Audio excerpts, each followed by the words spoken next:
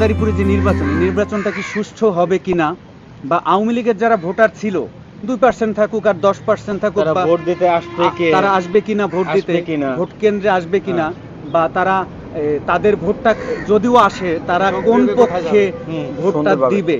এই প্রথম বাংলাদেশে আমাদের জন্মের পর আমরা দেখছি যে এরকম একটা নতুন ইতিহাস আমরাই রচনা করেছি।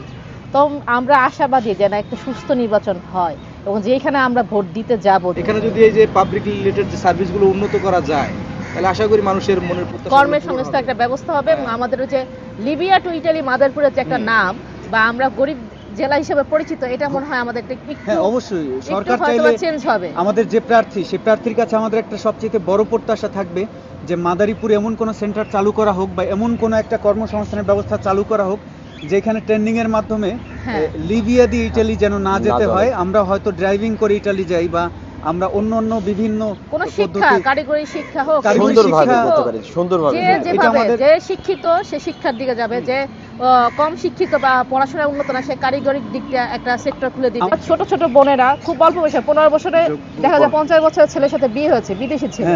তাহলে এখানে কি তার জীবনের একটা ক্ষতি হচ্ছে?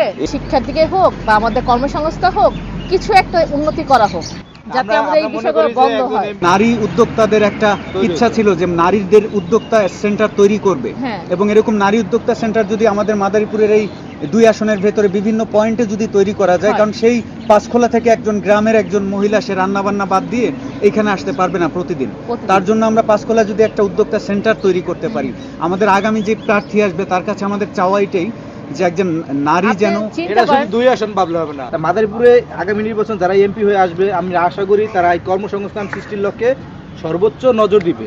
যদি না দেয় তাহলে এই যে অবৈধ পথে ইতালি যাওয়া বা ইউরোপ যাওয়া বা বিভিন্ন দেশে যাওয়া কিন্তু বন্ধ হবে না।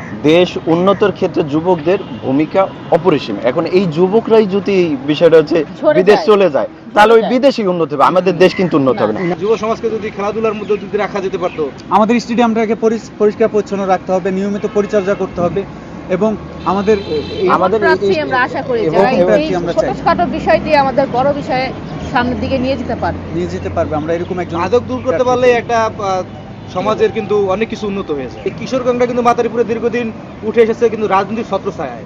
রাজনৈতিক কিন্তু বড় একটা অংশ কিন্তু লিড দেয়, রাজনৈতিক ব্যক্তিরা লিড দেয়। যে এবার প্রার্থী হবে আশা করি সে এই জিনিসটা মাথায় রাখবে, সে জানি কিশোর গ্যাংদের প্রশ্রয় না দেয়।